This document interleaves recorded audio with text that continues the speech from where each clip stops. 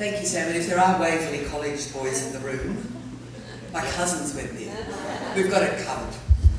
So thank you for inviting me to speak tonight. It really is a special invitation, and I pay tribute to the traditional owners of this beautiful city of Sydney, and this wonderful venue is a delight to be in. When I said to Sam, what would you like me to talk about tonight, he said anything. And I thought about, as I thought through that, I thought, well, the last time I was in this room, I was actually at a tax forum. And sitting along here with the under-treasurer, the head of a regulator, and the conversation was probably not the kind of thing that you'd like to have repeated tonight. So I'll spare you that one. And by the way, I was in Melbourne today at a tax forum as well. You could call me tragic. The other half of the day was spent with climate change, so I could talk to you about emissions trading schemes and renewable energy targets, but I'll spare you that one as well.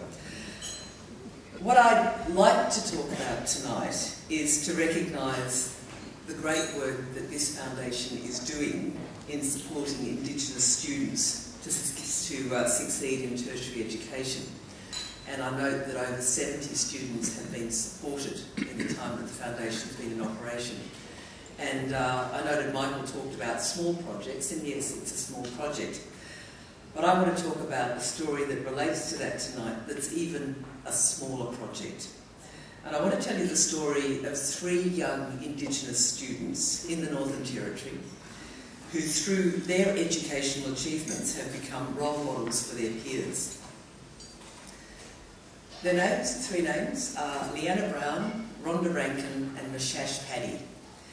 And they made history in 2003 by being the first Indigenous students in the Northern Territory to complete their secondary schooling in their own community.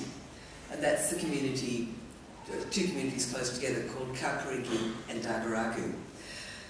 Now Rhonda describes her community as being very far from anywhere. And there's a lot of places in the Territory you might describe as very far from anywhere. But it's actually, the communities of Kakariki and Dagaragu are actually very beautiful communities. They're in beautiful river country at the top of the Tanami Desert.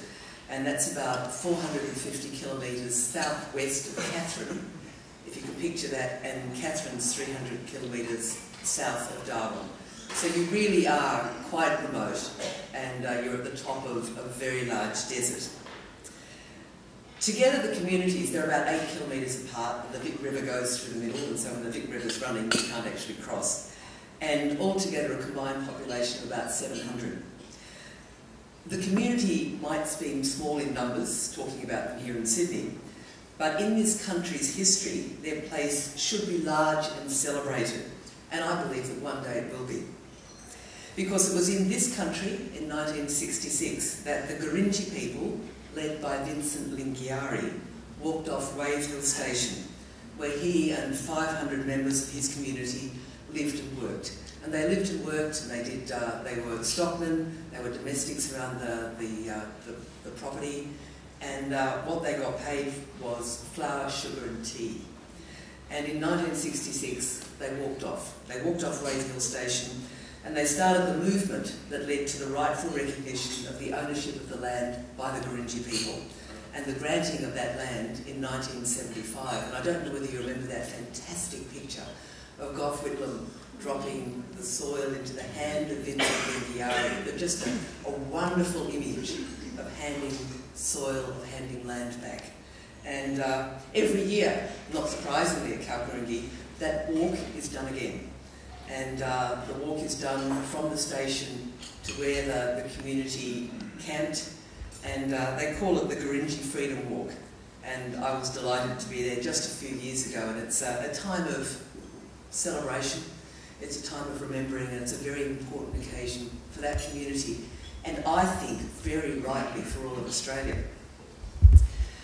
Now, before 2001, secondary students in communities like Kakariki would complete their high school education somewhere like Darwin or Katherine. Secondary schooling was simply not available in the bush, right across the Northern Territory. But leaving home was tough for those students, and many, many Aboriginal teenagers were just too homesick to stay for the full extent of their secondary education. They missed their families, they missed their communities. Now, Rhonda, who I talked about, Rhonda completed 5 years of secondary education in Darwin, but she missed her community and her family too much. Halfway through year 11, she gave up, went home, and got a job working at the petrol station at Kalkarinji. And that's what she thought her future would be, at the Bowser, filling cars with fuel. Leanna's story was much the same. Went into Katherine for high school, but missed her mum and brothers. She struggled with her studies, and she gave up and came home too. But in early 2000, the stars aligned for these 3 young Gurindjis and their future education. Just new to the community were 2 teachers, George and Robin Hewitson. They had taught in Adelaide for over a couple of decades, and while they were working in Adelaide, they saw an ad in the paper that said, principal and senior teacher wanted for Kalkarinji School, and they thought, well, why not? You know, let's head north, let's try this. And they took up the challenge when they arrived of establishing full secondary education in the community. They worked with the government, with the community leadership and the teaching staff at the school. Now Rhonda, who you remember was at the petrol station, Rhonda was the first to go back to school. She decided that this opportunity was her last to complete her education. She must have been all of about 18. Her words were, if I don't do well here, that's going to be it. I'm getting too old. Leanna was next. She found out that Rhonda had gone back to school and went back to school to check out what Rhonda was doing. Now, she was really impressed because she found out that it was actually a real curriculum. She said it was proper stuff.